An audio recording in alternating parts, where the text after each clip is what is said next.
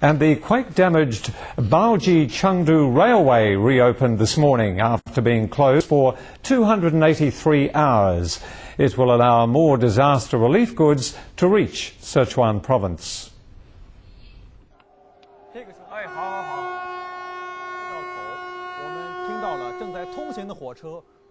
The first train carrying disaster relief supplies in its 40 compartments was sent through the quake-damaged railway on Saturday morning. The railway linking Chengdu to provincial capital of Sichuan with Baoji City in Shaanxi Province is a key north-south route in West China. Railway workers removed the last major blockage on the railway 2 days ago, allowing repairs to be finished.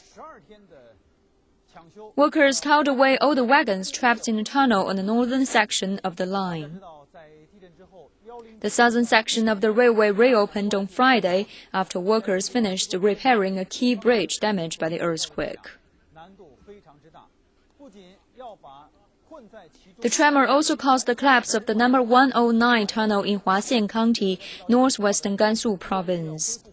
A 40-car freight train derailed and was trapped in a tunnel, paralyzing the railway.